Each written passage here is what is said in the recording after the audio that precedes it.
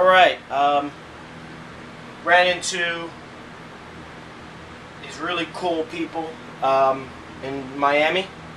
They have a vegan food truck, and the name of the truck is Mackin, M-A-C-N Food Truck. So it's Mackin Food Truck, and they're famous for their macaroni and cheese, their vegan macaroni and cheese, which of course isn't made from macaroni or cheese, probably. But other vegan things. Anyway, well, I should say it's no cheese in it. I bet you the macaroni is real. Anyway, so they had me make some shirts for them, and they liked them so much that they wanted me to make some more shirts for them, so that way they can go on the food channel and have shirts to wear on the food channel. So what I'm going to do today is I'm going to show you me making one of them, and I might do one of their hats today too, on video. I'm not sure if I'm going to do that yet. Anyway, so here we go. What I did was, last time I did it for them, I did 100% freehand, which takes longer. It's not as clean. It's not as tight. So I made a stencil this time, and here goes the stencil. And you'll see how I use this in a second. It was a lot of work to make the stencil because it's had to make letters and so on like that, you know, stick together. Like this N should totally be floating in the air. This apostrophe should be totally floating in the air. So I had to make provisions for that. Now this type of stencil is a little different than the type of stencil you're used to seeing. The type of stencil you're used to seeing probably puts outlines up. This requires me to do all of the outlines. This just keeps areas clean. This is more of a shield, which a shield, as you know, protects things.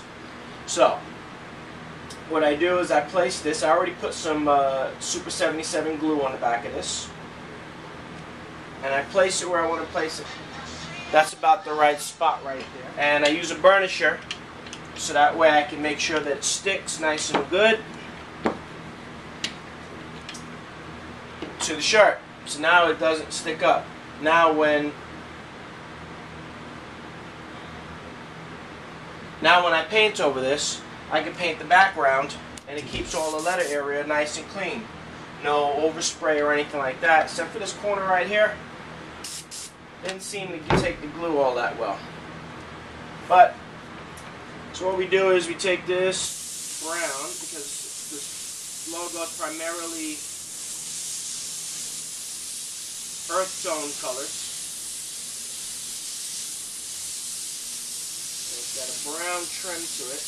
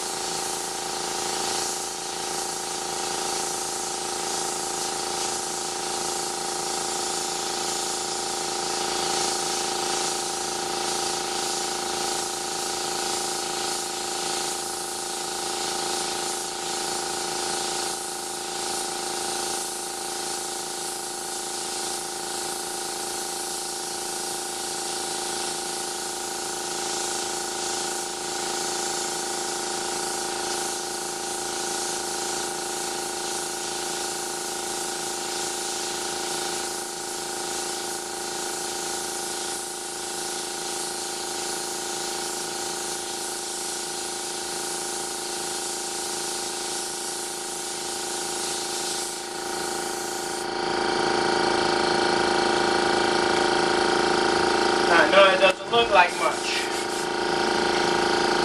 But when I lift that now, you're going to have a perfect rendering of their logo underneath that stencil with a perfect trim around it, unless something went wrong. But of course, there's always a possibility of something going wrong. But let's check it out.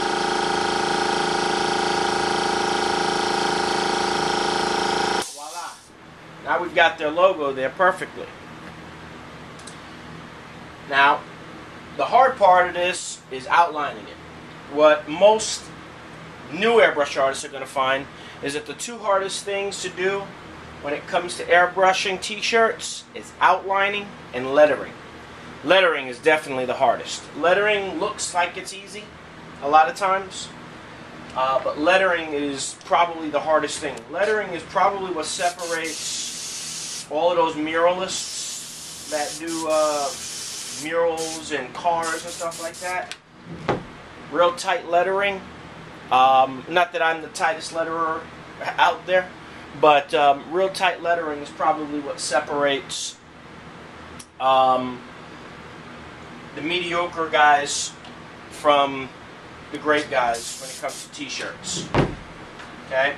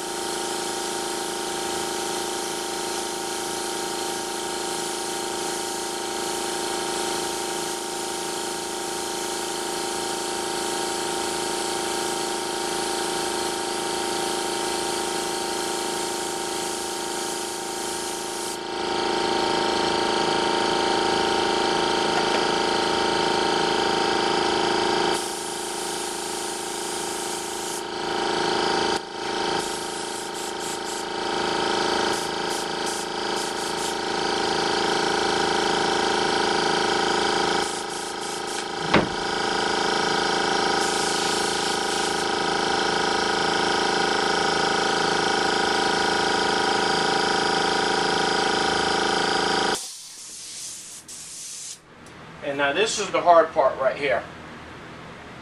And basically you've got to follow this outline. Okay, so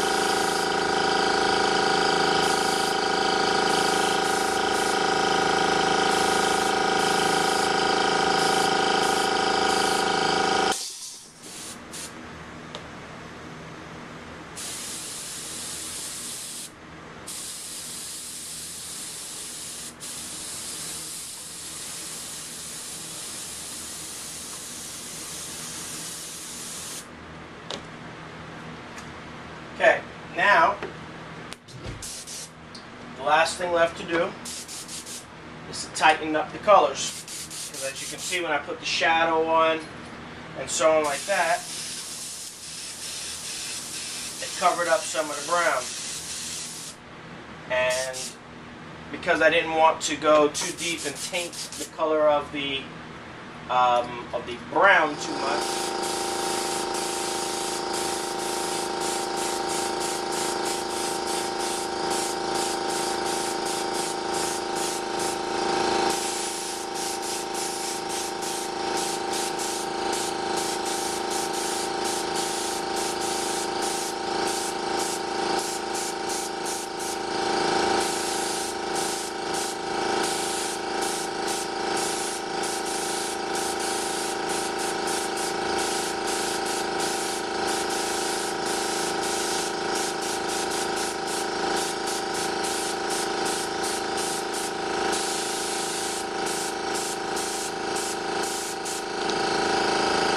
see how much more that pops now that I put real color in there.